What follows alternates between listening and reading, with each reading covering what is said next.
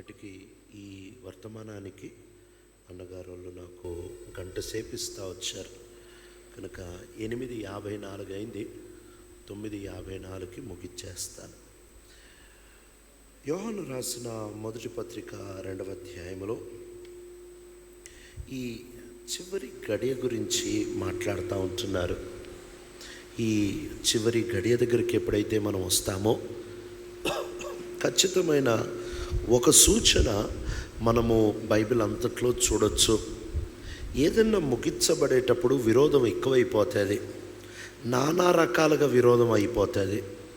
ప్రత్యేకంగా అపోస్తుల కార్యాల్లో సంఘము స్థాపించబడిన పిమ్మట శత్రువు చాలా రకాలుగా చోటు చేసుకోవడానికి ప్రయత్నం చేస్తూ వచ్చాడు. వాడు చోటు చేసుకున్న మొదటి విధానం ఏంటి అని అంటే సంఘములో కలవరం పెడతా వచ్చాడు. హెబ్రీ స్త్రీలకి, గ్రీకు స్త్రీలకి, లేక అన్యులైన స్త్రీలకి, విధవరాలకి మధ్యలో కలవరం పెడతా వచ్చాడు. కాబట్టి సంఘములో శత్రువు చోటు చేసుకోవడానికి ఒక బలమైన ఆయుధం ఏంటి అని అంటే సంఘంలో ఉంటున్న వారి మధ్యలో కలహము పెడతాడు. ఆ తర్వాత ఈ సంఘము వ్యాపిస్తూ ఉంటుండగా వాడు తీసుకొని వచ్చిన రెండవ కలవరం ఏంటి అని అంటే స్టెఫెను చచ్చిపోయిన వెంటనే బీభత్సమైన శ్రమల కాలము ఆరంభమవుతూ వచ్చింది. చాలా భయంకరమైన శ్రమల కాలం ఆరంభమవుతూ వచ్చింది. సంఘం చెదిరిపోతూ వచ్చారు. పౌలు గురించి రాస్తూ 9వ అధ్యాయంలో అతడు ఇంటింటా చొచ్చి స్త్రీలనేమి పురుషులనేమి ఇడ్చుకుంటూ వచ్చు, సంఘమును పాడు చేయుచుండెను అనే మాట 9వ అధ్యాయంలో కనిపిస్తుంది.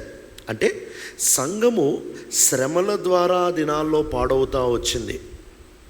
మూడవదిగా సంఘము పాడై లేక కలవరము పెట్టడానికి వాడు ప్రజలు వారి సొంత పేరు కొరకై వాళ్ళు సంఘములో పాటుపడేతనాన్ని అపోస్తుల కార్యంలో మనం చూడొచ్చు. అనన్య సఫేరాల విషయంలో వారు అర్పణ ఎందుకు తీసుకొని వచ్చారు అని అంటే పేరు కొరకే అబద్ధము చెప్పి కూడా మేము భలే సమర్పించుకునే వాళ్ళమని, మేము భక్తులమని చూపించుకునే నేపథ్యంలో వాళ్ళు సంఘములో కలవరం తీసుకొని వస్తూ వచ్చారు. భయం పుడతా వచ్చింది అందరికీ. అక్కడితో ఆగలేదు. ఈ సంఘము కలవరము ఇంకా కాస్త ఎక్కువ చేయడానికి ఆ దినాల్లోనే కొంతమంది పంపించబడకపోయినా కానీ మేము పంపించబడ్డాము అన్నట్టు అబద్ధపు రిపోర్ట్లు పట్టుకొని అబద్ధపు మాటలు చెప్పుకొని కలవరాలు సృష్టించేవాళ్ళు. ఈ రోజుల్లో అంటే ఫోన్లు వచ్చేసాయి కాబట్టి ఎవరన్నా గనక నన్ను పలానోళ్ళు పంపించారు అని అంటే వెంటనే ఫోన్ చేసి ఏమండి మీరే పంపించారా అని అడిగేయచ్చు. వాళ్ళు లేదండి నేను పంపించలేదంటే బోటకం బయటపడుతుంది. కానీ ఆ రోజుల్లో అలా లేదు కదా. ఎక్కడో యెరూషలేము నుంచి ఎక్కడో అంటియోక సంఘానికి ప్రయాణం చేసుకొని వెళ్ళి అక్కడికి చెప్తా ఉంటున్నారు మేము అక్కడి నుంచి వచ్చామని. యెరూషలేము సంఘం వారిని పంపించలేదు. అక్కడితో ఆగట్లేదు.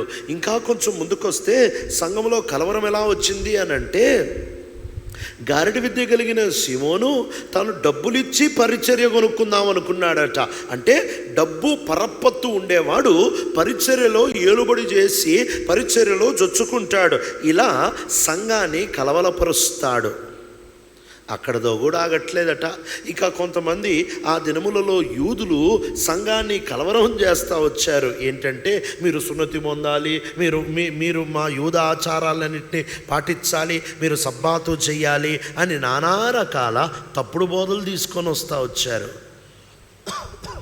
మెట్టుకి అపోస్తుల కార్యాల్లో మనము 7 ప్రాముఖ్యమైన కలవరాల్ని చూడొచ్చు. అయితే ఈ రోజుకి కూడా ఆరంభములో ఎట్లా కలవరాలు ఉన్నాయో అంతములో కూడా శత్రువు నానా రకాలుగా కలవరపరచాలని సంఘంపై దాడి చేస్తూ ఉంటున్నాడు. సంఘమును విచ్ఛిన్నం చేయాలని, సంఘమును కలవరపరచాలని, సంఘమును తప్పుదో పట్టించాలని, సంఘము డబ్బు వెనకాల పరిగెత్తేటట్టు చేయాలని, డబ్బుండేవాడు సంఘములో ఏలుబడి చేయాలని నానా రకాల విషయాలు తీసుకొని వాడు సంఘము లోపలికి నిదానంగా జుచ్చుకుంటూ ఉంటున్నాడు. అయితే ఇవి ఏవి జరిగినా కానీ అపోస్తుల కార్యంలో ఒక పదం భలే చక్కగా మరలా కనిపిస్తూ ఉంటుంది. అదేంటంటే దేవుని వాక్యం ప్రబలుచుండెను, దేవుని వాక్యము విస్తారంగా వ్యాపించుచుండెను, దేవుని వాక్యము నమ్ముచున్నారు. అంటే వీటిలన్నిటికీ విరుగుడేంటి అని అంటే దేవుని వాక్యమే. శ్రమకి విరుగుడు దేవుని వాక్యమే, ఆదరణ ఇస్తుంది.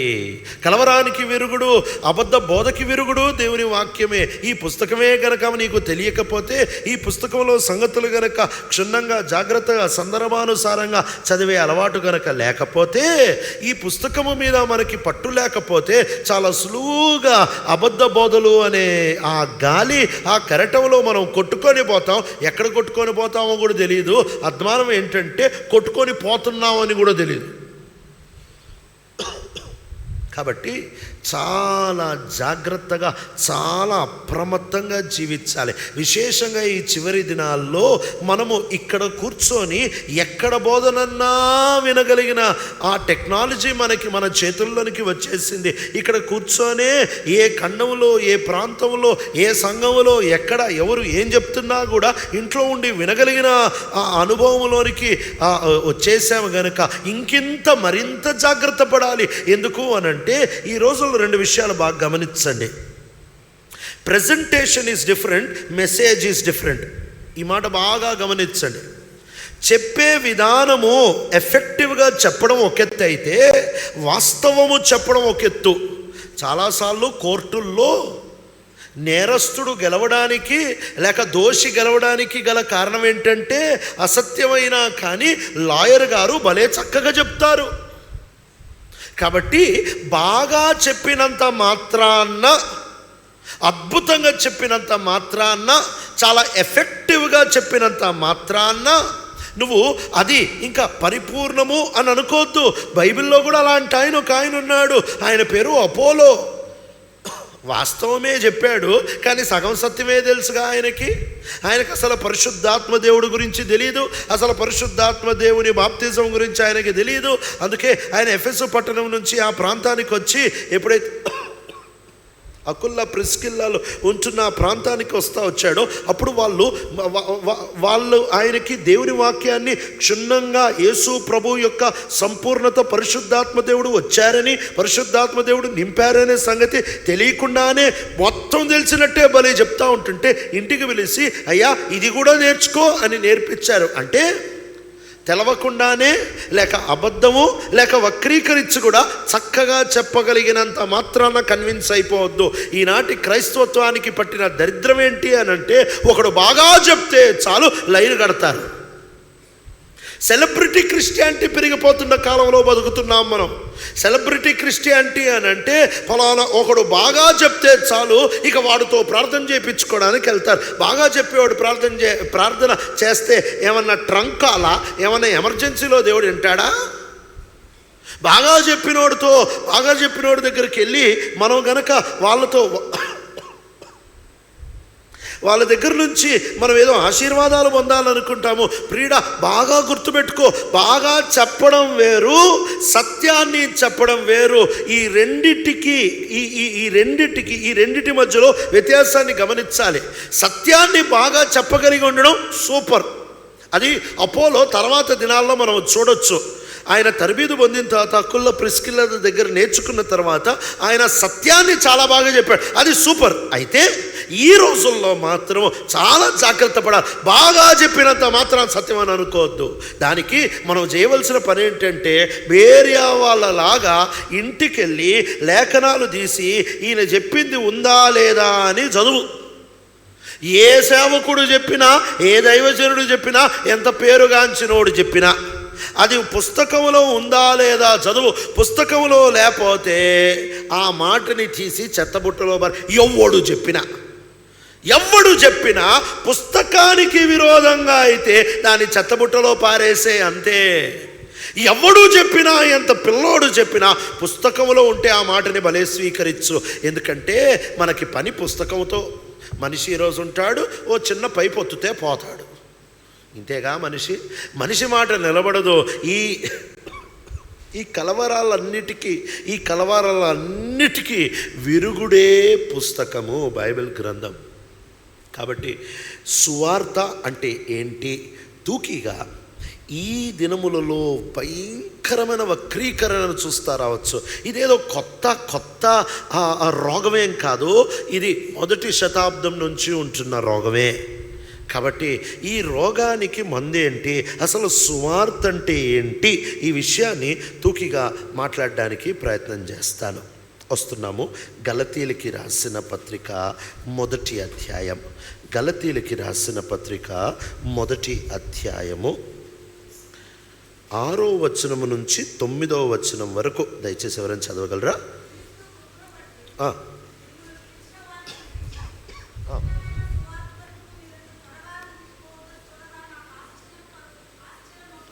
ఆశ్చర్యమగుచున్నది, అది మరి ఒక సువార్త కాదు కానీ క్రీస్తు సువార్తను చెరపగోరి మిమ్ములను కలవరపరచువారు కొందరున్నారు. మేము మీకు ప్రకటించిన సువార్త కాక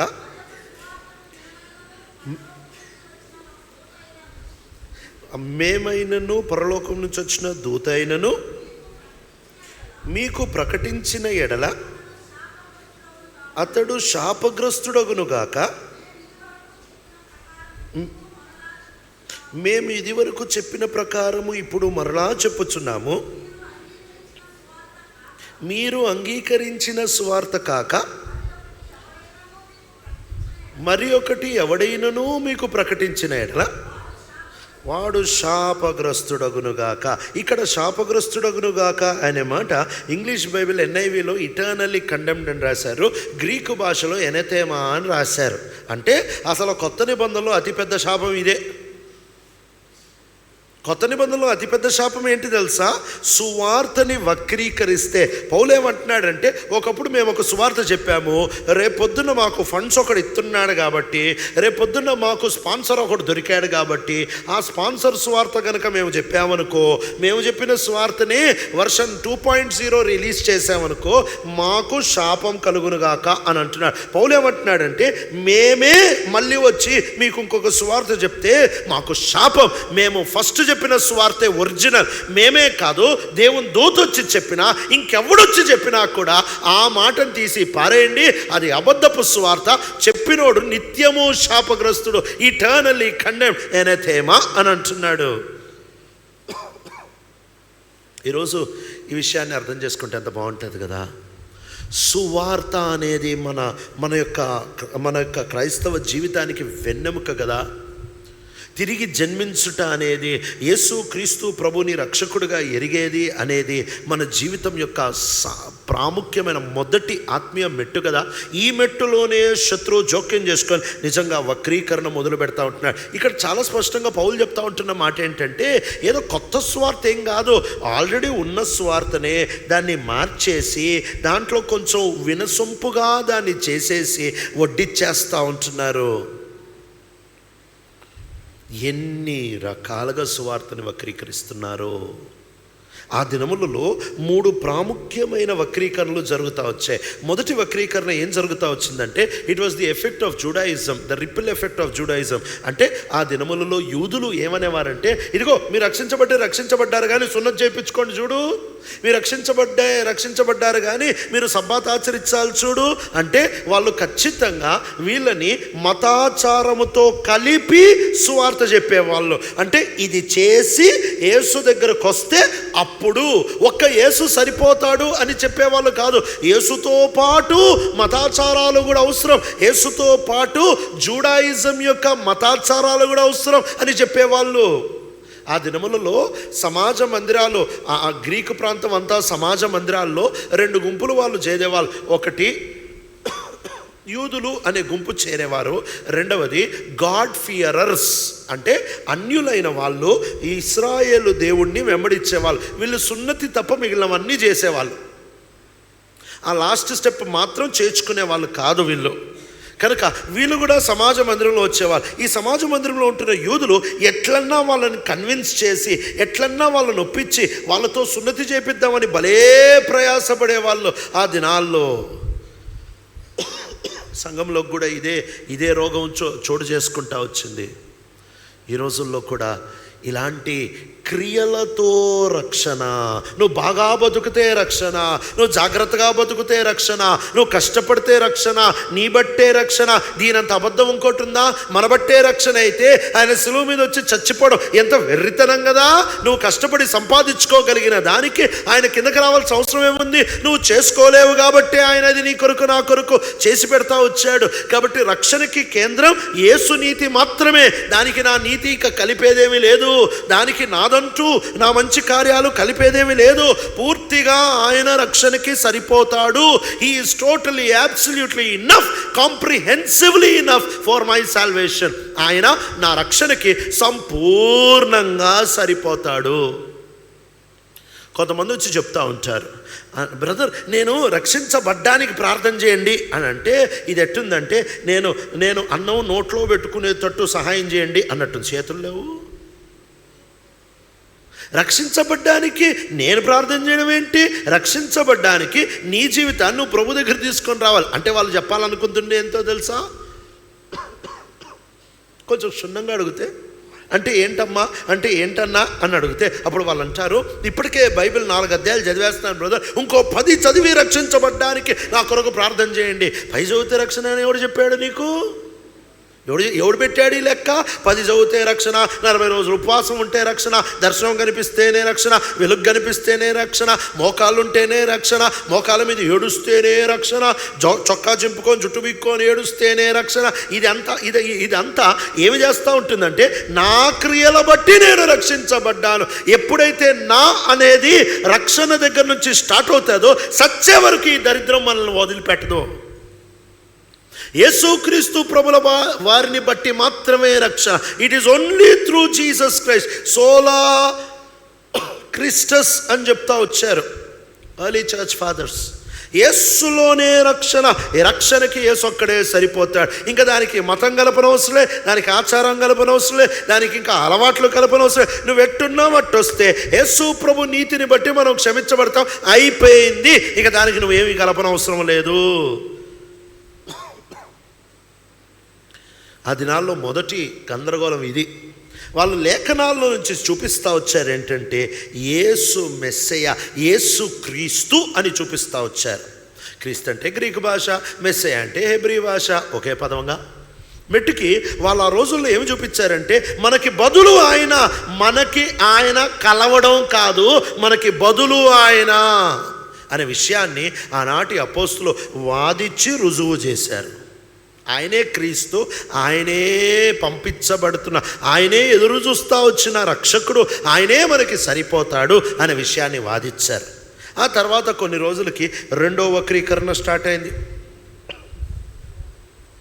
అది ఈ దినాల్లో అది ఏందో మొదటి శతాబ్దంలో స్టార్ట్ అయిన ఈ వక్రీకరణ ఈ కాలంలో కాస్త బాలే ఎక్కువైపోతూ వచ్చింది. మీరు ఎక్కడన్నా చూడండి ఇదే గందరగోళం. ఏంటంటే యేసు దేవుడు కాదు, యేసు ప్రవక్త, యేసు మంచోడు, యేసు పెద్దోడు, కానీ యేసు దేవుడు కాదు.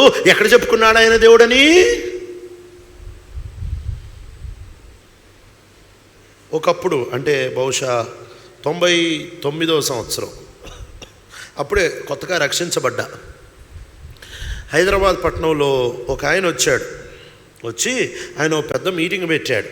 మీటింగ్ పెడితే ఆ మీటింగ్కి ఇంకా అప్పుడే కొత్తగా రక్షించబడ్డాను కదా, ఇంకా భలే ఆసక్తి రోషం ఆ మీటింగ్కి వెళ్ళిపోయి కూర్చొని ఉంటే ఆయన అడిగిన ప్రశ్న ఏంటంటే, యేసు ప్రభు నేనే దేవుడినని నన్ను ఆరాధించండి అని ఎక్కడన్నా చెప్పాడా? ఒక్క వచనం చూపించండి నేను మారిపోతాను అని ఆయన మైక్లో చెప్తుంటే నాకు ఒళ్ళంతా రక్తం ఉడికిపోతా ఉంది. ఇక వెళ్ళిపోయి మాట్లాడేద్దాం అని అనుకున్నా. బైబిల్ తెలియదు, ఆశారోషం భలే ఉంది, కానీ వచనాలు తెలియదు. ఇంకా అసలు ఆగ్రహం ఆగట్లేదు. ఇంకా నేను పోయి మాట్లాడతాను. నా పక్కన అన్న ఏం మాట్లాడతావు తెలియదు.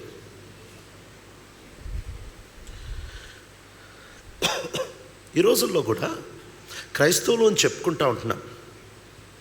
చాలా ఈజీగా మన దగ్గరకు వచ్చి బైబిల్ తీసుకొని మన చేతిలో పెట్టి, సార్ మీ బైబిలే సార్ తీసుకోండి, ఈ మొత్తం బైబిల్లో సార్ యేసు ప్రభు దేవుడు అని ఎక్కడుంది మాకు చూపించండి సార్ అని అడిగే వాళ్ళేరా?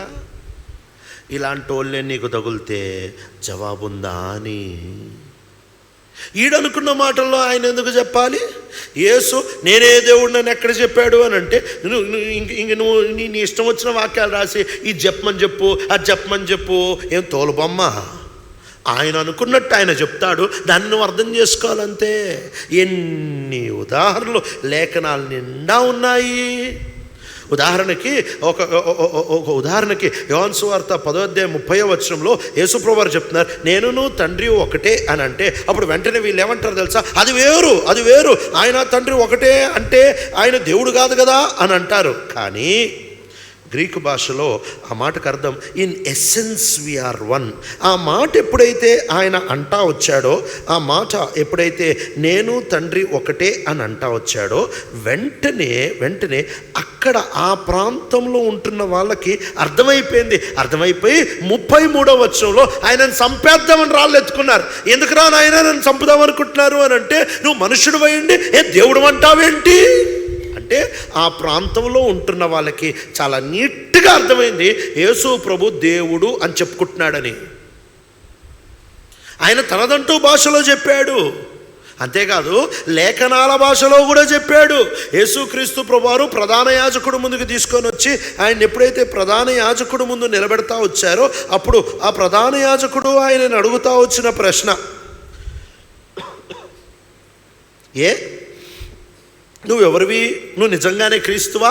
నువ్వు నిజంగానే ఆశీర్వదించబడేవాడి కుమారుడువా అని అడిగితే, అప్పుడు యేసు ప్రభు ఇచ్చిన జవాబు ఏంటో తెలుసా? చదువుదామా మాట.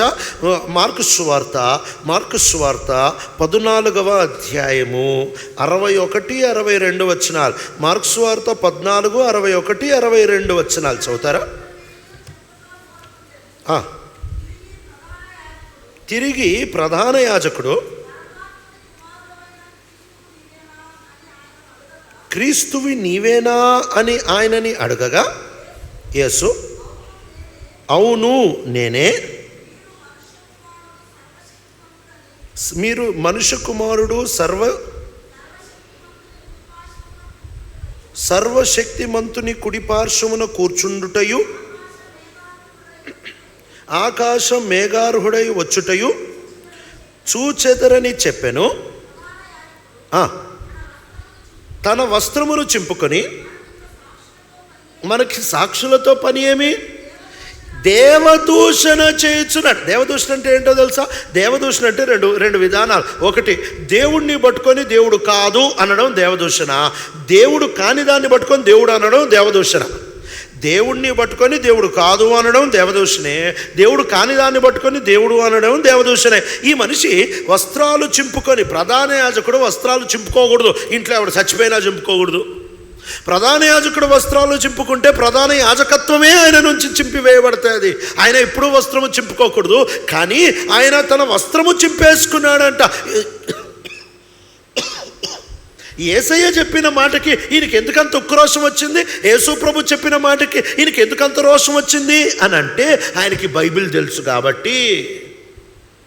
ఆయనకు బైబిల్ భలే తెలుసు.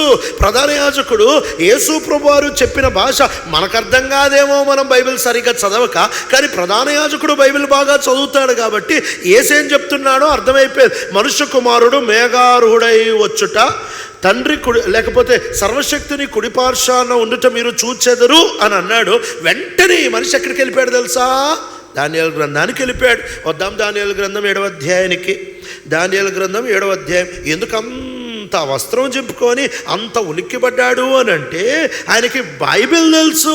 వస్తున్నాం దానియేలు గ్రంథం 7వ అధ్యాయానికి. ఇక్కడ 13-14 వచనాలు చదువుతారా?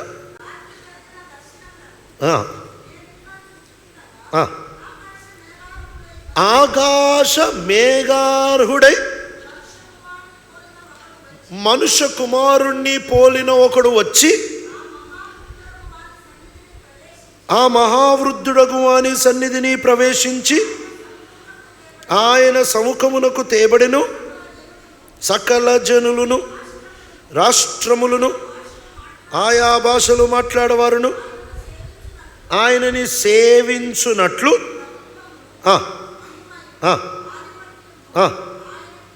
ఆయనకి ఇవ్వబడిను. ఆయన ప్రభుత్వం శాశ్వతమైనదని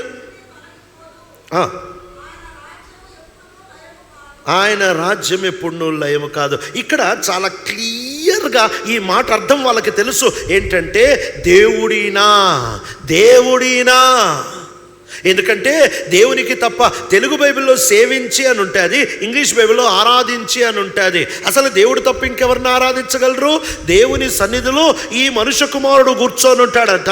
సకల దేశపు ప్రజలు ఆయన్ని ఆరాధిస్తారు. ఆయన రాజ్యానికి అంతం లేదు. ఆయన యుగయుగములు ఏలుతారు. ఈ ప్రవచన వాక్యాన్ని తీసుకొని యేసుప్రభువారు అంటున్నారు, నేను మేఘారూఢై వచ్చుతా మీరు చూస్తారు, ఆ నరపుత్రుడిని నేనే, ఆ మహావృద్ధిని సన్నిధి నుంచి నేనే వస్తాను అనేటప్పటికీ వీళ్ళకు ఒళ్ళు మండి అంటున్నారు.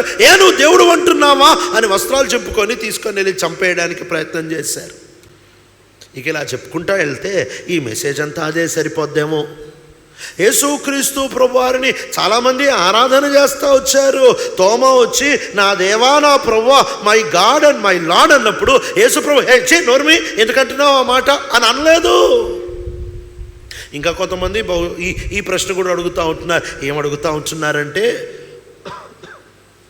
ఆ ధనవంతుడైన యవనస్తుడైన అధికారి యేసుక్రీస్తు ప్రభు దగ్గరికి వచ్చి, మంచి బోధకుడా, నిత్య జీవం పొందడానికి నేనేం చేయాలి అని లూకా 18లో అడిగినప్పుడు యేసు ప్రభువారు ఇచ్చిన జవాబు, నన్ను ఎందుకు మంచి అని పిలుస్తున్నావు, దేవుడు ఒక్కడే మంచి కదా అని అడుగుతున్నప్పుడు వెంటనే పట్టుకొని మాట పట్టుకొని చూడు యేసు ప్రభు ఏమన్నాడు, ఆయన మంచోడు కాదు, ఆయన దేవుడు కాదన్నాడుగా, అందుకే నన్ను ఎందుకు పిలుస్తున్నావు అన్నాడుగా.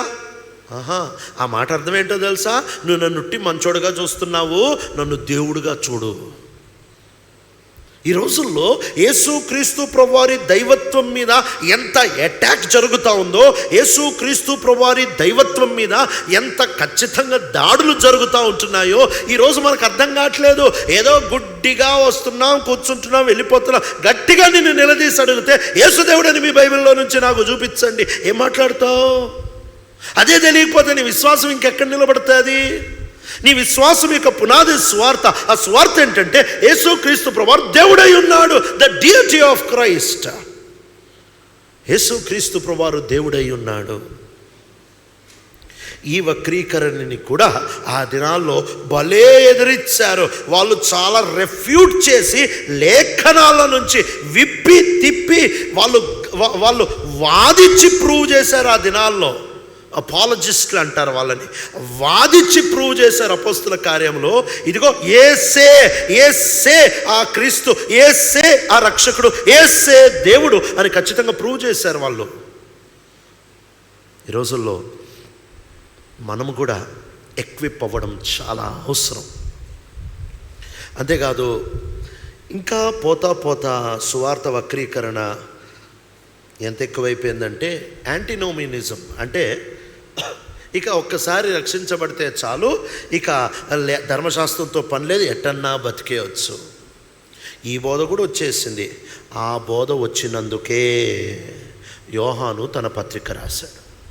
మొదటి పత్రిక ప్రాముఖ్యంగా ఎందుకు రాశాడు అనంటే అపాస్టసీ నుంచి, యాంటినోమియనిజం నుంచి తప్పించడానికి అనంటే ఈ సువార్త దగ్గరికి మళ్ళీ తీసుకొని రావడానికి, వాళ్ళ జీవితాలని సరిచేయడానికి రాశాడు. ఇది ఆ రోజుల్లో ఉంటున్న వక్రీకరణ. ఈ రోజుల్లో ఉంటున్న వక్రీకరణ ఏంటో చెప్పిన 3 వక్రీకరణలు తూకిగా లేఖనాల్లో నుంచి మీ ముందు పెట్టడానికి ప్రయత్నం. ఈ దినాల్లో ఎక్కువ ఇలా సువార్త వ్యాపిస్తూ ఉంది, అబద్ధపు సువార్త వ్యాపిస్తూ ఉంది. ఈ అబద్ధపు సువార్తని గనక అరికట్టకపోతే, ఈ అబద్ధపు సువార్తని గనక ఎదిరించకపోతే నువ్వు రక్షించబడ్డాను అని అనుకుంటావు, కానీ రక్షించబడవేమో. సంఘములో 3 గుంపులు ఉంటారు. సంఘములో ఉంటున్న మొదటి గుంపు ఎవరంటే, వాళ్ళు రక్షించబడలేదు అని వారికి తెలుసు. మళ్ళీ చెప్తున్నా, వాళ్ళు రక్షించబడలేదు అని వారికి తెలుసు. రెండో గుంపు ఎవరంటే, వాళ్ళు రక్షించబడలేదు అని వారికి తెలియదు. వాళ్ళు రక్షించబడ్డాము అని అనుకుంటారు. రక్షణ లేకుండా రక్షించబడలేదు అనుకునే ఒక గుంపు. రెండో గుంపు రక్షించబడకుండా రక్షించబడ్డా అనుకునే గుంపు. మూడో గుంపు రక్షించబడ్డానని తెలుసుకున్న గుంపు. ఈ 3 గుంపుల్లో గొడవ, కలవరం, ఈ గందరగోళం ఎక్కడన్నా జరిగింది అంటే అది ఎక్కడి నుంచి జరుగుతుంది తెలుసా? రెండో గ్రూప్ బట్టి జరుగుతుంది. నేను రక్షించబడకుండా రక్షించబడ్డానని అనుకుంటారు కదా, వాళ్ళతోనే గందరగోళం. ఎక్కడన్నా చూడండి గందరగోళం వలె.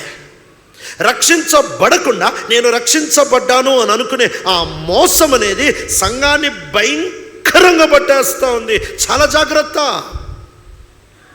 ఎందుకు అనంటే సువార్త చెప్పేటప్పుడు సరిగ్గా చెప్పట్లేదేమో, వినేటప్పుడు సరిగ్గా వినట్లేదేమో. ఈ రోజుల్లో సువార్తని ఎంత ఈజీ చేసేసామంటే, ఎంత లైట్గా చేసేసామంటే, ఎంత తేలిగ్గా చేసేసామంటే, ఎంత నీరుగారిపోయేటట్టు చేసేసామంటే ఏమి లేదు. ఒక్కసారి చెయ్యెత్తుతే చాలు రిజర్వేషన్ అయిపోద్ది. దరిద్రం. ఇలాంటి సువార్త బైబిల్లో అసలు ఎక్కడుంది? ఒక్కసారి వన్ టైం డెసిషన్, ఒక్కసారి అడుగుతే చాలు, ఒక్కసారి చేయెత్తితే చాలు, ఒక్కసారి కార్డు నింపితే చాలు. ఇక్కడ ఒక మాట చెప్తా.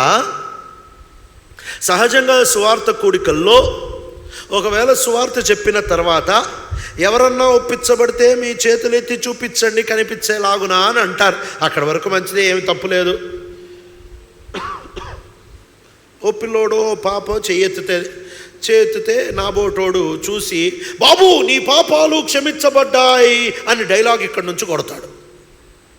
కొట్టంగానే ఆ బాబుకి ఏమనిపిస్తుందంటే, ఎవడో కర్ణాటక నుంచి పాస్టర్ వచ్చాడు, భలే అరిసి చెప్పాడు, వాడు అన్నాడు నా పాపాలు క్షమించబడ్డాయి, ఇదే ప్రూఫ్ నేను రక్షించబడ్డానని. ఇక వాడి జీవితం అంతా వాడు నా పేరు చెప్పుకొనే రక్షించబడ్డానని బతికేస్తాడు. దీనంత దరిద్రం ఇంకోట్లేదు.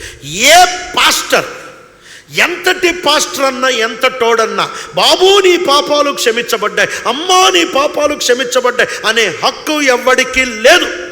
ఏ సొక్కడికే ఆ హక్కు ఉంది, ఏ సొక్కడికే ఆ హక్కు ఉంది, ఏ సొక్కడికే ఆ హక్కు ఉంది. అందుకే మార్కు సువార్త 2వ అధ్యాయంలో ఆ పక్షవాయువు కలిగిన వాడిని పైనుంచి కిందకి దించుతూ ఉంటున్నారు. పైనుంచి ఎప్పుడైతే కిందకి దించుతూ ఉంటున్నారో యేసు పిల్లోడిని చూసి చెప్తా ఉంటున్నమాట, కుమారుడా నీ పాపాలు క్షమించబడ్డాయి అని అన్నాడు.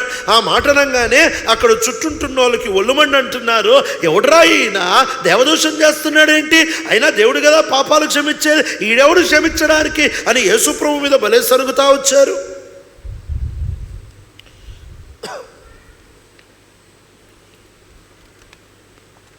లాజిక్ ఏంటో చెప్తా.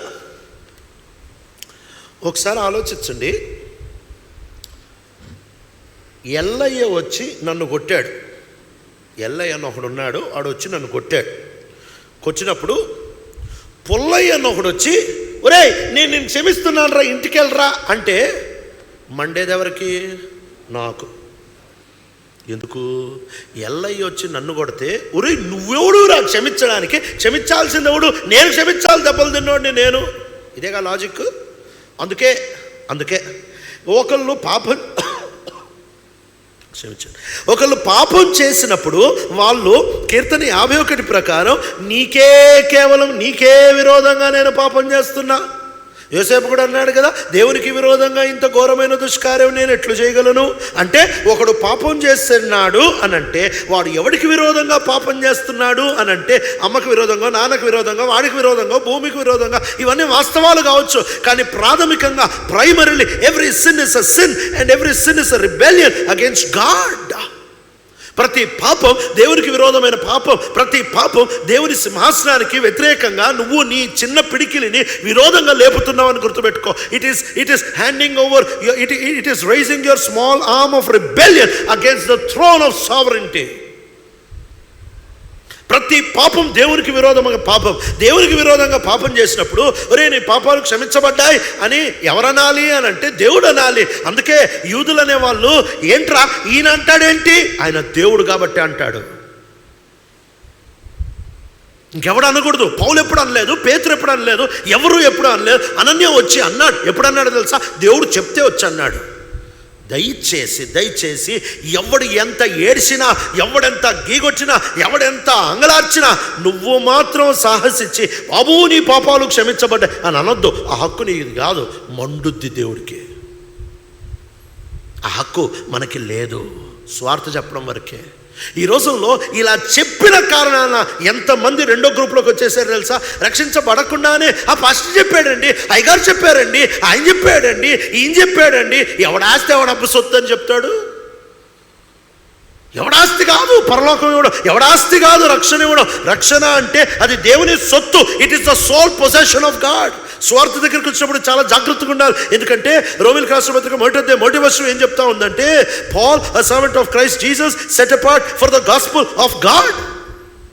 దేవుని సువార్త అనే మాటని రోమా 1:1 చూడొచ్చు. ఇది ఎవరి సువార్త కాదు, ఇది ఒక సంఘం సువార్త కాదు, ఇది ఒక సంస్థ సువార్త కాదు, ఇది ఒక బోధకుని సువార్త కాదు, ఇది ఒక సువార్తికుని సువార్త కాదు, ఇది ఒక సంఘపు సువార్త కూడా కాదు. ఇది దేవుని సువార్త. దీని పూర్తి హక్కులు దేవుడు ఒక్కడికే ఉంది. కాపీ రైట్లు దేవుడికే ఉన్నాయి. దీన్ని మార్చే హక్కు ఎవరికి లేదు. మారుస్తే ఒళ్ళు మండుద్ది, అట్టి వాడికి క్షమాపణ లేదు. సువార్తతో ఆడుకోవద్దు, సువార్తని వక్రీకరించొద్దు, సువార్తపై నీ ఇష్టాన్ని చలామణి చేయొద్దు. నీ సొంత డబ్బుల కొరకే, నీ సొంత పేరు కొరకే, నీ సొంత జనం దగ్గర ఆకట్టుకోవడానికి సువార్తని వక్రీకరిస్తే పండగ అయిపోద్ది. జాగ్రత్త. సువార్త దగ్గర చాలా జాగ్రత్త. Very very careful. ఈ సువార్త వక్రీకరణ ఎక్కడి నుంచి స్టార్ట్ అవుతుందంటే పాస్టర్ నుంచే, చెప్పేవాడి నుంచే వక్రీకరణ స్టార్ట్ అవుతుంది. ఈడెవడు అసలు నీ పాపాలు క్షమించబడ్డా ఆ మాట అనే హక్కు ఎవరికి లేదు, యేసు ప్రభుకు తప్ప. ఎందుకు యేసు ప్రభుకు ఉందంటే ఆయన దేవుడు కాబట్టి ఉంది. ఇక్కడ నుంచి స్టార్ట్ అవుతుంది. అంతేకాదు, వన్ టైం డెసిషన్ అండి. ఒక్కసారి ప్రార్థన చేసుకో బాబు చాలు. మొత్తం పుస్తకంలో నాకు ఒక్క ప్రార్థన చేసుకో.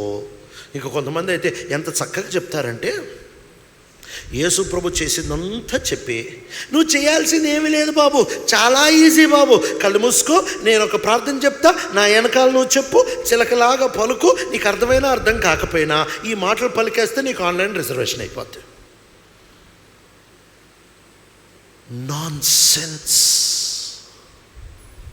పేడ సువార్త, దరిద్రపు సువార్త. ఇది సువార్త కాదు, ఇది సువార్త కాదు. ఇలాంటి సువార్త ఎందుకు వచ్చింది తెలుసా?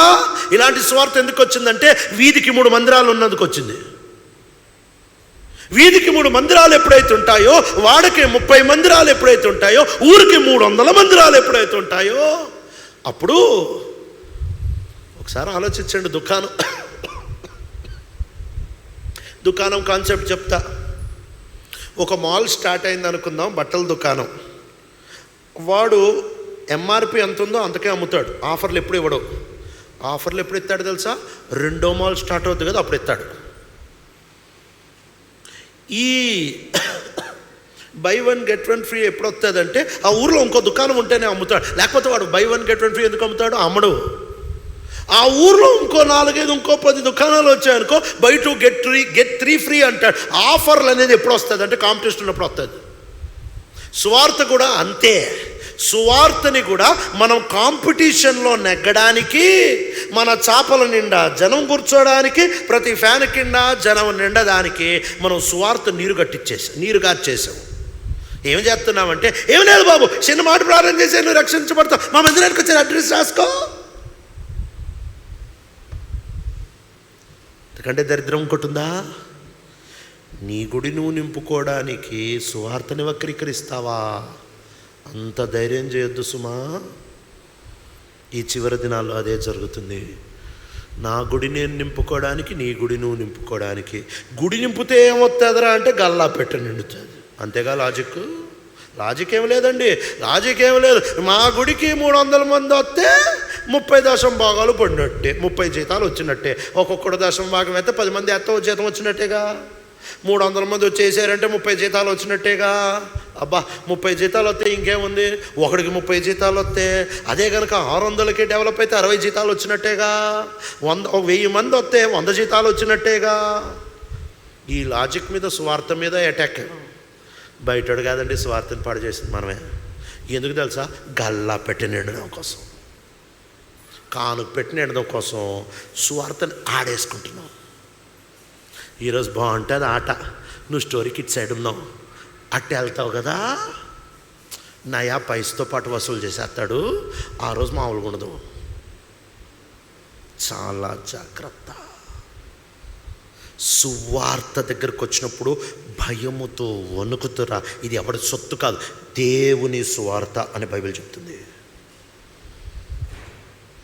ఈ సువార్త దగ్గరికి వచ్చినప్పుడు చాలా క్లియర్గా చెప్పాలి. యేసు ప్రభు చెప్పిన సువార్త, పౌలు చెప్పిన సువార్త, అపోస్తులు చెప్పిన సువార్త, మనం చెప్పే సువార్తకి ఎంత తేడా తెలుసా? వన్ టైం సువార్త వాళ్ళు చెప్పలేదు, ఒక్కసారి వస్తే చాలు. లేదు, ప్రతి దినం ఆయనతో సంబంధం. It's not a one time decision, it is a life time relationship. సువార్త రక్షణ అనంటే ఒక దినము తీసుకునే తీర్మానం కాదు, కానీ జీవితాంతం పెట్టుకునే సంబంధం అని గుర్తుపెట్టుకో. పెళ్ళయింది అనుకుందాం, ఈయన పెళ్లి కొడుకు వాళ్ళ ఇంటి నుంచి వచ్చాడు, పెళ్లి కూతురు వాళ్ళ ఇంటి నుంచి వచ్చింది, ఇద్దరు వచ్చారు, ప్రమాణాలు చేసుకున్నారు. నిన్ను తప్ప ఎవరు చూడు, నీతోనే ఉంటా, కలిమెందు లేమెందు డాష్ అండు డీష్ అండు, నేను నీతోనే ఉంటాను, నిన్నే చూసుకుంటావు. ఇక మొత్తం ఈయనంతా చెప్పాడు, ఆమంతా చెప్పింది. చెప్పిన తర్వాత పెళ్ళి అంతా అయిపోయింది, భోజనాలు అయిపోయి గిఫ్ట్లన్నీ ఇచ్చేసారు. అయిపోయిన తర్వాత ఈ పెళ్లి కొడుకు నువ్వు మీ ఇంటికి వెళ్ళిపో, నేను మా ఇంటికి వెళ్ళిపోతా అన్నాడు అనుకో, ఎటుంటుంది? హే నీకేమైనా మెంటలా ఏంటి అని అంటే, ఇదిగో పెళ్ళప్పుడు మనం కలిసి ఉన్నాగా, ఇంకంతే, నువ్వు మీ ఇంటికి వెళ్ళిపో, నేను మా ఇంటికి వెళ్ళిపోతా. ఈ వన్ టైం రక్షణ అంటే ఇట్లానే ఉంటుంది. ఏంటి తెలుసా? ఒక్కసారి ఏసయ్యా నువ్వు నేను రెసిషన్ అయిపోయిన తర్వాత నీ ఇంటికి నువ్వు వెళ్ళిపో, నా ఇంటికి నేను వెళ్ళిపోతా. ఇది సువార్త నాన్ సెన్స్. ఇది ఒక బిజినెస్ ప్లాన్ అంతే. ఇది ఒక బిజినెస్ ప్లాన్, ఇది సువార్త కాదు. సువార్త అంటే ఏంటి తెలుసా? ఒక్కసారి నువ్వు రక్షించబడిన తర్వాత ఆయన నిన్ను కొనేసి. ఆ మాట చదువుదామా? వద్దాం ప్రకటన గ్రంథానికి.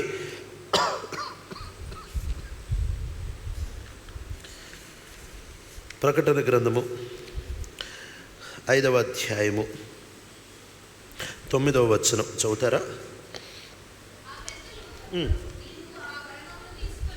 ఆ పెద్దలు నీవు ఆ గ్రంథమును తీసుకొని దాని ముద్రలు విప్పుటకు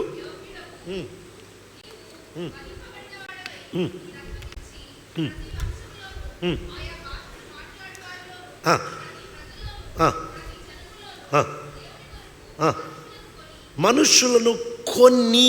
చాలండి, ఈ మాట కోసమే చదివాం. ఏంటంట? ఆయన ఉట్టి కడగట్లేదంట, ఆయన కొనేశాడు. He bought us, he purchased us. ఆయన నిన్ను కొన్నాడు. స్వార్థలు ఈ మాట ఈరోజు వినిపిస్తుంది. అసలు నీకు కడగడం కడగడం కడగడం కడగడం కార్ వాషింగ్ సెంటర్ అయిపోయింది.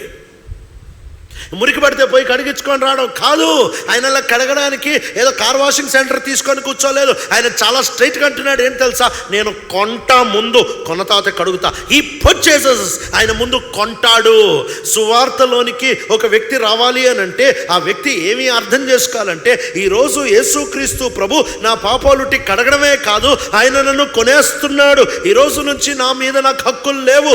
ఈరోజు నుంచి నేను నా సొత్తు కాదు. ఈరోజు నుంచి నా ఇష్టం కాదు. ఈ రోజు నుంచి ఆయన ఇష్టం జరగాలి నా జీవితంలో.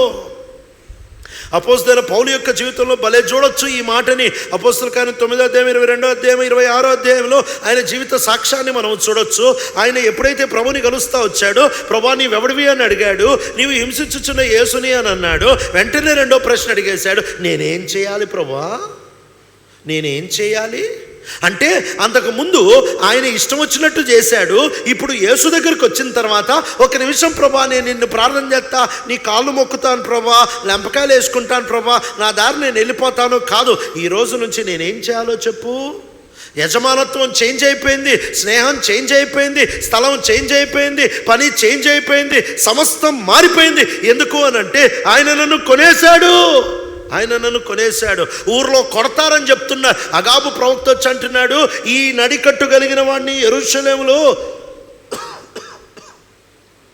యూదులు అన్యుల చేతికి అప్పచెప్తారు అని చెప్తా ఉంటుంటే, ఈ మనిషి కొడతారని తెలుసు, తంతారని తెలుసు, చంపడానికి పోతున్నారు అని తెలుసు, ధైర్యంగా వెళ్ళిపోతా వచ్చాడు. ఎందుకు వెళ్తున్నావు పౌలు, నేను కొడతారు కదా అని అంటే, నాకు ఇష్టమేమిలేండి, కొట్టినా తన్నినా చంపినా ఆయన పొమ్మంటే పోవాలంతే.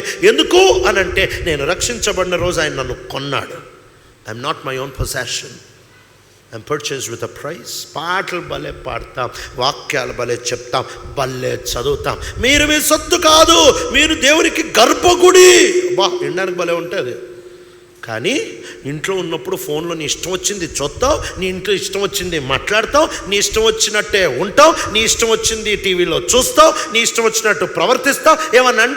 ఏమన్నంటే నా ఇష్టం. రక్షించబడిన తర్వాత నీ ఇష్టం అనేది ఉండదు.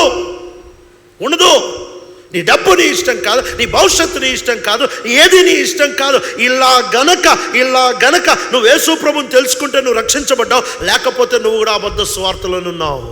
నువ్వెవడవన్నా కావచ్చు. నేను పాస్టర్ గారిని కలిసా.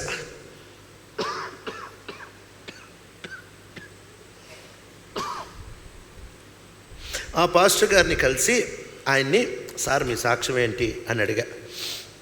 అప్పుడు ఆయన నాతో మాట్లాడుతూ ఏమన్నాడు తెలుసా, నేను 7 సంవత్సరాలు సేవ చేశాను, సేవ చేసిన తర్వాత రక్షించబడ్డాను అన్నాడు.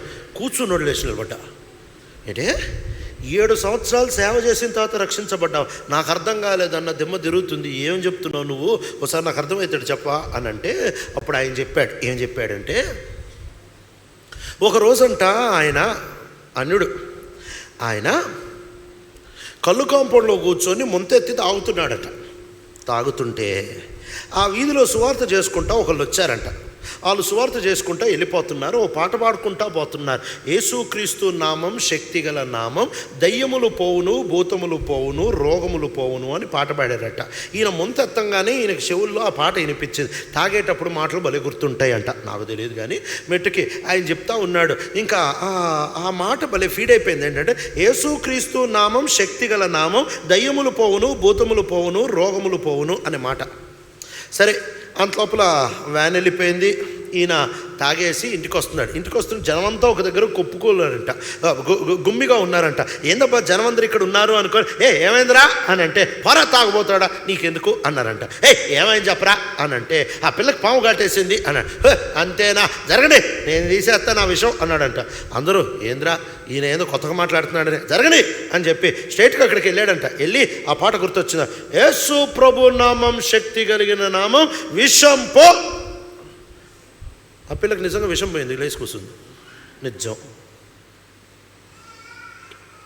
ఇక ఆ రోజు నుంచి వాళ్ళ తాండాలో ఎవడికి దయ్యం పట్టినా ఈయన దగ్గరికి తెస్తారు. ఈయన యేసు ప్రభు నామం శక్తి కలిగిన నామం, దయ్యం పో, దయ్యం పోయేది, రోగాలు బాగా, విషం పోయేది, తేలు విషం పోయేది, పాము విషం పోయేది, నానా రకాల భూతాలు, నానా రకాల చిన్న చిన్న రోగాలు అన్నీ పోయేవి. ఈయన నిజంగా విశ్వాసంతో ఆ మాట చెప్పేవాడు. కానీ పాస్టర్ అడ్రస్ ఏంటంటే కళ్ళు కాంపౌండ్. ఈయన కళ్ళు కాంపౌండ్లో ఉంటాడు, తాగుతానే ఉంటాడు. ఎక్కడైనా కేసులు వస్తే మాత్రం పోయి యేసు ప్రభు నామంలో అంటే స్వస్థత వస్తుంది. అట్లా ఈయన 7 సంవత్సరాల పాస్టర్ ఆ ఊరికి. ఈ వ్యాన్లో సువార్త చేసిన వాళ్ళు 2వ మళ్ళీ వచ్చారు ఆ ఊరికి. ఇది వరంగల్ జిల్లాలో జరిగింది, పాలకుర్తి అనే ఊరు దగ్గర జరిగింది. వాళ్ళు వ్యాన్ వేసుకొని 2వ వచ్చి సువార్త చేస్తుంటే వాళ్ళందరూ అన్నారంట, సార్ మా ఊర్లో పాస్టర్ ఉన్నాడంటే. అబ్బా భలే సంతోషమే, 7 సంవత్సరాల క్రితం మేము వచ్చినప్పుడు పాస్టర్ లేడు, ఇప్పుడు పాస్టర్ వచ్చాడు, భలే సేవ చేస్తున్నాడేమో, బా ఎంత ఆనందం, ప్రభా మా మొర విన్నాం, ఒకప్పుడు సువార్త చేస్తే ఇప్పుడు ఒక సేవకుడే వచ్చేసాడు ఆ ఊరికి అని అనుకో. మీ పాస్టర్ ఎక్కడ ఉంటాడంటే, మా పాస్టర్ కళ్ళు కాంపౌండ్లో ఉంటాడు. పాస్టర్ కళ్ళు కాంపౌండ్లో ఉండవేంటి? వీళ్ళు అనుకుంటున్నారంట అక్కడ సువార్త చేస్తున్నాడేమో ఈయన అనుకుంటున్నారంట. ఇక పోయారంటే వీళ్ళందరూ కళ్ళు కాంపౌండ్కి పోతే ఈ పాస్టర్ గారు మొంతెత్తాడు. సార్ ఆయనే సార్ మా పాస్టర్ అంటే, ఆయన పాస్టర్ ఏంది అని అంటే, అవును సార్ మా ఊరు పాస్టర్ ఆయనే అందరికీ ప్రార్థనలు చేస్తాడు అని అంటే ఆయన పిలిచారంట. పిలిచిన తర్వాత ఆయన అడిగారంట, ఏంటి బాబు మీరు పాస్టర్ అంటే, నేనే పాస్టర్ ఈ ఊరికి. అప్పుడు కూర్చోబెట్టి సువార్త చెప్తే ఆ రోజు యేసు ప్రభుని తెలుసుకున్నాడంట. యేసు ప్రభు నామం ఎట్లైనా పనిచేస్తుంది. విశ్వాసంతో, భయంతో, వణుకుతో వాడితే పనిచేస్తుంది. అద్భుతాలు చేయడానికి, సూచక్రియలు చేయడానికి నువ్వు రక్షించబడాల్సిన అవసరం లేదు.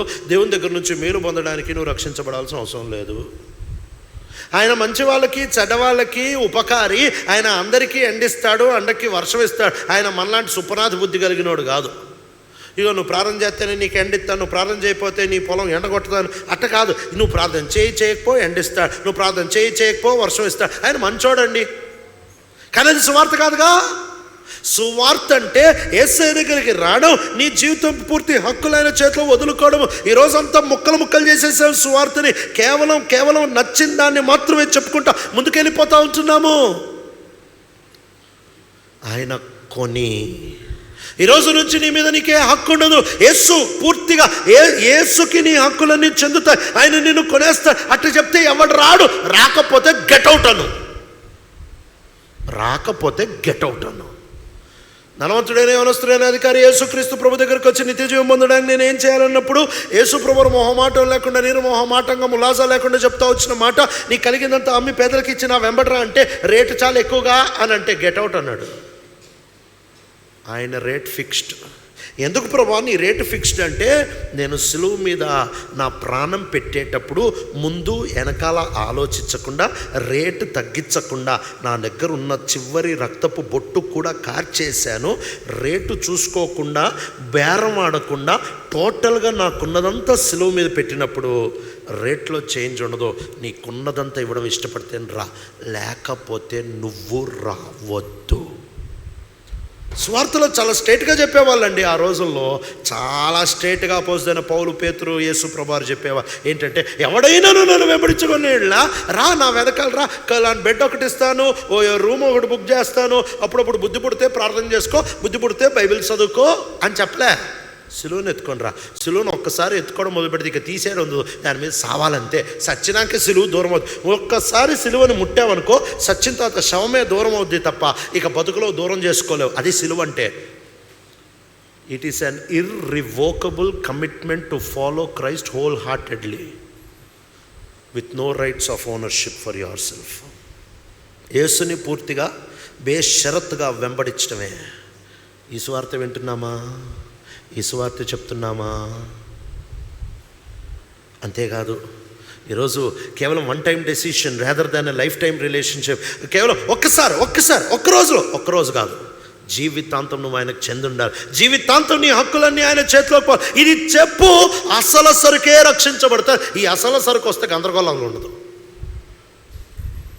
గల్లాపెట్లో డబ్బులు పెంచుకోవడానికి నకిలీ సరుకుని తెస్తే ఈ ఏసినోడు ఊరికే ఉంటాడా? వేసిన తర్వాత నీ దగ్గర నుంచి పిండి వసూలు చేస్తాడు. రెండో అబద్ధం ఏంటో తెలుసా? ప్రాస్పరిటీ, సమృద్ధి, ఆశీర్వాదం లేదని నేను చెప్పట్లేదు, కానీ అది కేంద్రం కాదుగా. ఎంత దరిద్రం అంటే, మనం ఎంత ఈజీగా ఎంత సులువుగా చెప్పేస్తూ ఉంటున్నామంటే, యేసుక్రీస్తు ప్రభువారు చెప్తా వచ్చాడు, నేనే మార్గం సత్యం జీవం అని చెప్పేస్తారు. ఆ డైలాగ్ కొట్టేస్తాం. యేసు ప్రభువారు చెప్పిన మాటని యేసు ప్రభువారు చెప్తా వచ్చాడు, నేనే మార్గం సత్యం జీవం. ఎక్కడికి రా మార్గం అనగానే వెంటనే నోట్లో వచ్చే మాట ఏంటి తెలుసా? పరలోకానికి మార్గం. చెప్పాడా? చెప్పలేదే. ఆయన అన్నాడు, తండ్రి దగ్గరికి వెళ్ళడానికి మార్గం అన్నాడు. సువార్తల్లో నీకు దొరికేది పరలోకం కాదు. సువార్తల్లో నీకు దొరికేది ఏడుపు లేని రాజ్యం, దుఃఖం లేని రాజ్యం, మరణం లేని రాజ్యం, శాపం లేని రాజ్యం. అది కాదు. అది కేవలం ప్లాస్టిక్ కవర్ లాంటిది. నీకు దొరికేది దేవుడు, గాడ్ సెంటర్డ్ గాస్పుల్. నీకు సువార్తలో దొరికేది ఏంటి?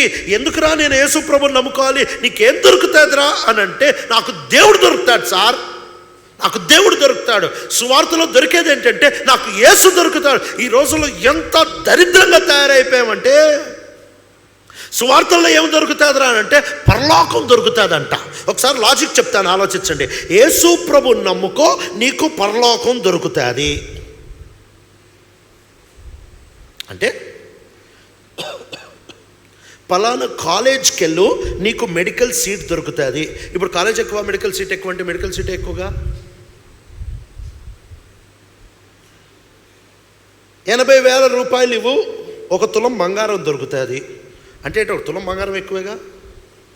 యేసు ప్రభువుని నమ్ముకో, పరలోకం దొరుకుతుంది. అంటే ఏంటి? పరలోకం ఎక్కువేగా.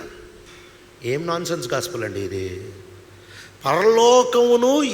పరలోకానికి వెళ్ళడానికి యేసు ప్రభువుని మధ్యలో మీడియేటర్గా చేసేసామా, మధ్యవర్తిగా చేసేసామా?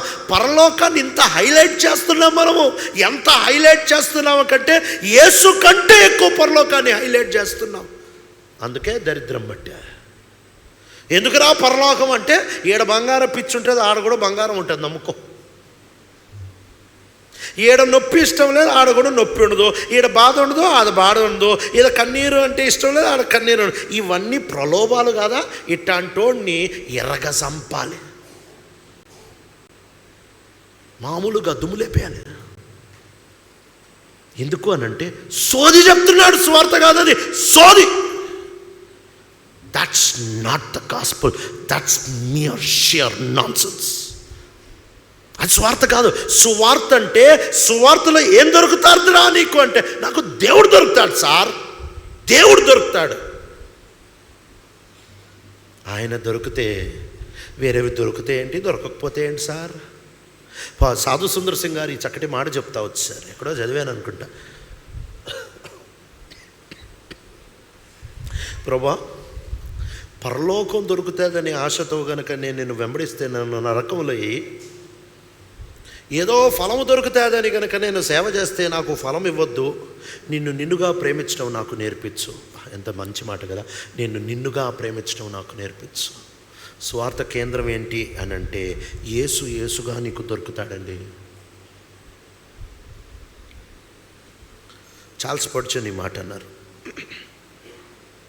The gospel does not give a sinner what a sinner likes and loves in his native sinful nature. ఒక పాపికి నచ్చేది సువార్త ఎప్పుడు ఇవ్వదు. ఒక పాపికి బంగారం ఇష్టం, ఒక పాపికి పరలోకం ఇష్టం, ఒక పాపికి సుఖం ఇష్టం, ఒక పాపికి నొప్పి లేని తనం ఇష్టం, ఒక పాపికి మరణం లేని తనం ఇష్టం. అవి సువార్త ఇవ్వదు. ఒక పాపికి నచ్చంది ఏంటి అని అంటే, పరిశుద్ధుడైన దేవుడు ఒక పాపికి నచ్చడు. పవిత్రత కొరకై పిలుపు ఒక పాపికి నచ్చదు. శేష జీవితం అంతా ఆయన అధికారం ఒక పాపికి నచ్చదు. అది నీకు సువార్తలో దొరుకుతుంది. సువార్తలో దొరికేది పాపికి నచ్చేది పాపికి సువార్తలో ఇస్తే అది పాపపు సువార్త అవదా? సువార్త నీకు నాకు నీ స్వభావానికి నీ సహజమైన పాపపు స్వభావానికి నచ్చింది సువార్త ఎప్పుడు ఇవ్వదు. సువార్త ఇచ్చేది ఏంటంటే దేవుడిని ఇస్తుంది. మూడో అబద్ధం, సువార్త వక్రీకరణలో మూడోది విపరీతంగా వ్యాపిస్తూ ఉంటుంది మన కాలంలో. ఏంటి అని అంటే, నాకు ఇలా అయింది తెలుసా, నీకు అలా అయితే నీ వరకే పెట్టుకో. మా ఊరికి ఒక ఆయన వచ్చాడు,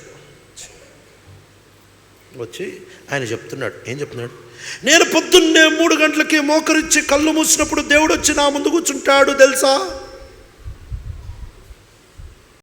దానికి ప్రూఫ్ ఉండదు, కథ ఉండదు. ఫోటో చూపించరా?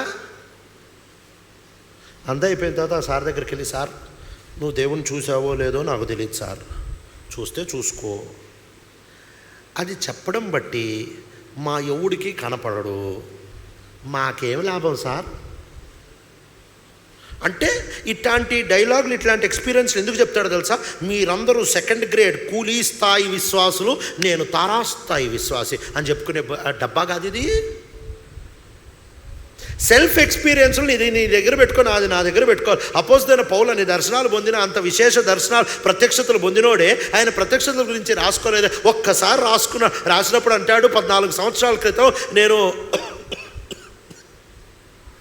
నేను 3వ ఆకాశానికి ఎత్తబడతా వచ్చాను. నేను శరీరంలో ఉన్నాను, ఆత్మలో ఉన్నాను, నాకేది లేదు.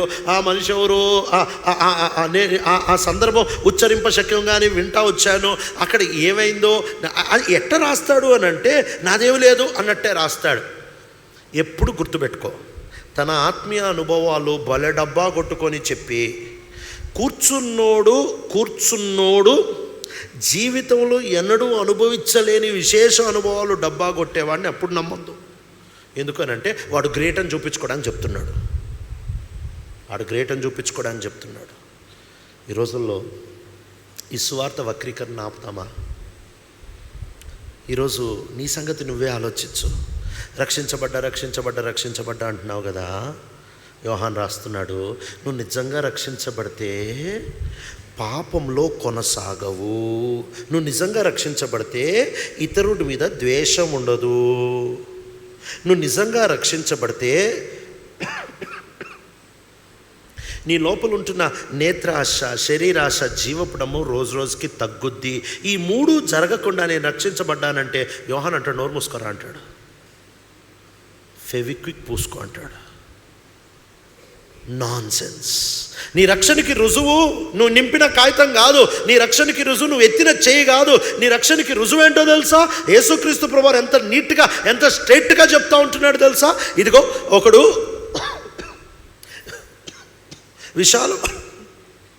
విశాల ద్వారము, విశాల మార్గం, ఇరుకు ద్వారము, ఇరుకు మార్గం, 2 కాంబినేషన్ చెప్తున్నాడు.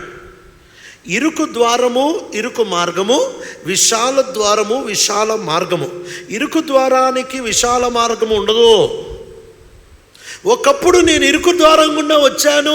ప్రూఫ్ ఏంటో తెలుసా? ఈరోజు ఇరుకులో బతుకుతా.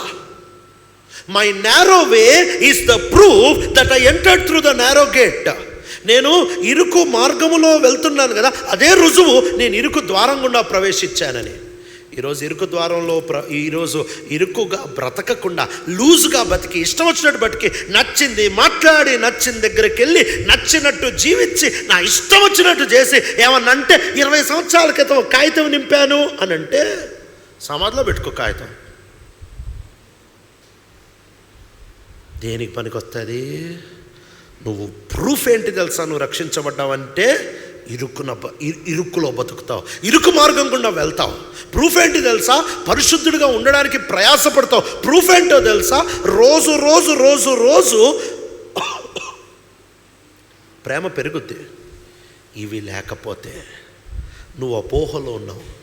నీ బట్టి సంఘం గందరగోళం, నీ బట్టి క్రైస్తవత్వం గందరగోళం, నీ బట్టి కుటుంబం గందరగోళం, అసలు నువ్వే గందరగోళం.